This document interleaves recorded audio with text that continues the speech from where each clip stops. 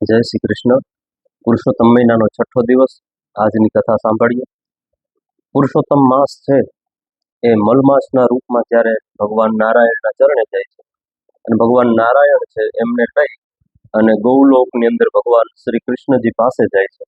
કૃષ્ણજીને પાસે જઈ ભગવાન નારાયણ છે એ કહે છે ભગવાન શ્રી કૃષ્ણને કે આ મલમાસની ઉપર ખૂબ જ મોટું દુઃખ છે. આમને બધા તારો કોઈ ધણી નથી, તારો કોઈ ધણી નથી, તારી અંદર કોઈ સારું કામ નહીં થાય, તારી અંદર કાંઈ જપ તપ નહીં થાય, આવા ખરાબ શબ્દો પુરુષોત્તમ માસને કહે છે. હે નારાયણ, તમે એમના પર કૃપા કરો, આ માસને તમે અપનાવો, આ માસની ઉપર તમે દયા કરો, આ બધું કહે છે. ત્યારે વિષ્ણુ ભગવાન આવી પ્રાર્થના કરી એટલે ભગવાન નારાયણે મલમાસને કીધું કે તારે હવે ડરવાની જરૂર નથી અને વૈકુંઠની અંદર જે કોઈ આવે છે એ તો આનંદમાં જ હોય છે. હવે તું વૈકુંઠ સુધી, ગૌલોક સુધી પહોંચી ગયો છે, તો હવે તારે ડરીને રહેવાની જરૂર નથી. હવે તારો ઉદ્ધાર છે એ હું કરીશ. આ છઠ્ઠા અધ્યાયની કથા અહીંયા સુધીની કથા છે એ પુરુષોત્તમ માસની કથા છે. અમૃત ધારાની જે છઠ્ઠા દિવસની કથા છે ઈ વર વગરની વહુ આવે છે, ઈ આ બુકની અંદર કથા છે, ઈ આપણે સાંભળીએ. એક વખત એક ગામ અને એમની અંદર એક બ્રાહ્મણ અને બ્રાહ્મણ પત્ની રહે. ઉંમર મોટી થઈ ગઈ પણ કાંઈ સંતાન નહીં. બંને જણાના મનમાં એક દુઃખ નિત્ય નિરંતર આવે કે આપણે ઘરે સંતાન નથી, સંતાન નથી. પૈસો પુષ્કળ છે, ખાવાનું પુષ્કળ છે, પણ ખાવા વાળા કોઈ નથી. એટલે બંને જણા દુઃખી થઈ અને ઘરમાં દરરોજ ભગવાન નારાયણને પ્રાર્થના કરે, ભગવાનની પૂજા અર્ચા કરે કે ભગવાન ખાવાનું આટલું બધું દીધું પણ તે ખાવા વાળો એક ના દીધો, અમને બધા વાંજિયા કહીને બોલાવે છે, ભગવાન બહુ દુઃખ થાય છે, કંઈક કૃપા કરો. આવો વિચાર કરે છે, આવી પ્રાર્થના કરે છે. દરરોજ આવી પ્રાર્થના કરીને રાત્રે રડતા રડતા બંને જણા સૂઈ જાય છે. એવામાં પુરુષોત્તમ માસ આવ્યો. ઉંમર મોટી થઈ ગઈ હતી છતાં પણ બે જણાએ નક્કી કર્યું કે આપણાથી જેટલું થાય એટલું દરિયે નાવા જાશું, નદીએ નાવા જાશું, ભગવાન વિષ્ણુની પૂજા કરશું, ભગવાનની આરતી અર્ચા કરશું, બ્રાહ્મણો જમાડશું, દાન દક્ષિણા દેશું. આ બધો જ નિશ્ચય કર્યો. પુરુષોત્તમ મહિનાના થોડા દિવસો સુધી બધું થયું, પણ ઉંમર મોટી હતી એટલે થાક વધારે લાગવા માંડ્યો.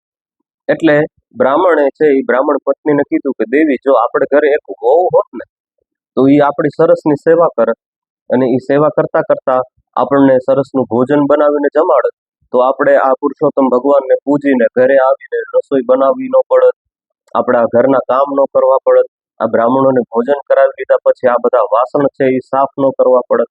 એક વહુ હોત તો કેવું સારું હતું.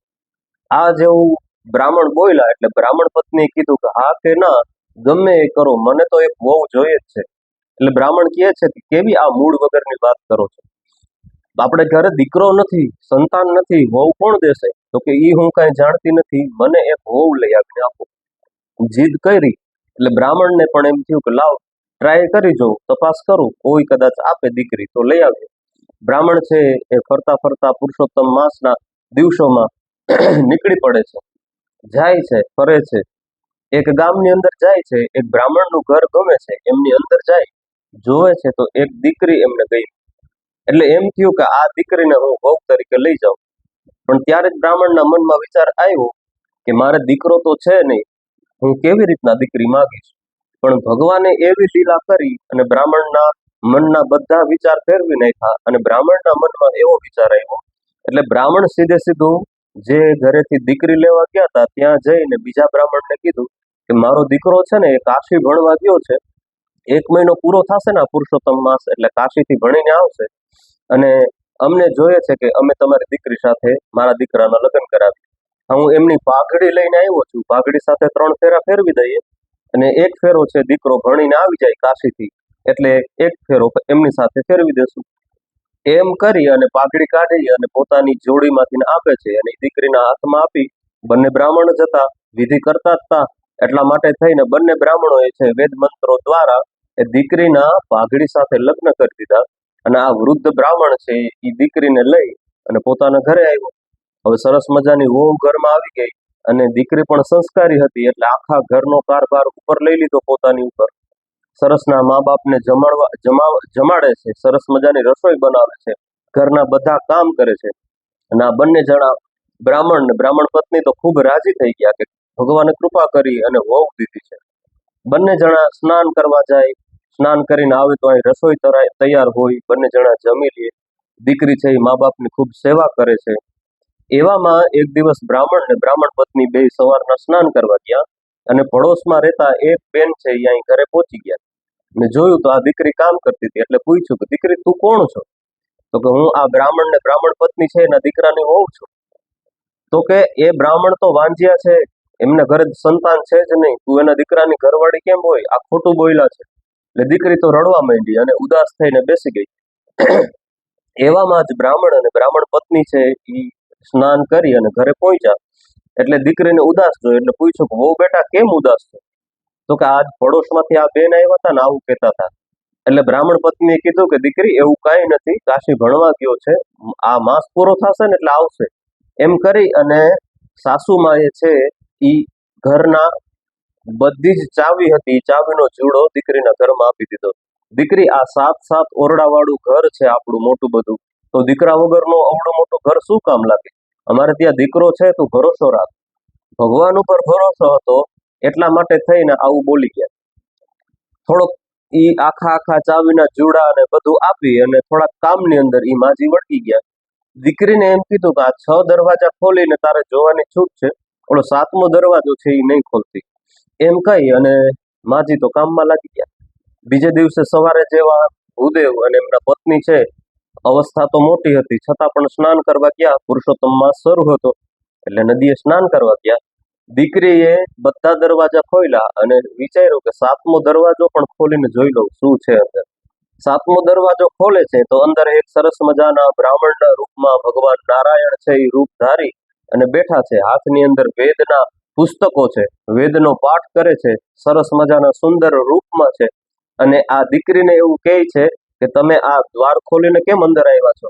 તમને તો ખ્યાલ છે કે હું આ પુરુષોત્તમ માસ દરમિયાન હું આ વેદને ભણું છું, તમે બારે વયા જાઓ, આ પુરુષોત્તમ માસ પૂર્ણ થશે એટલે હું તમારી સાથે એક ફેરો ફરવાનો બાકી છે એ ફેરો ફરીશ.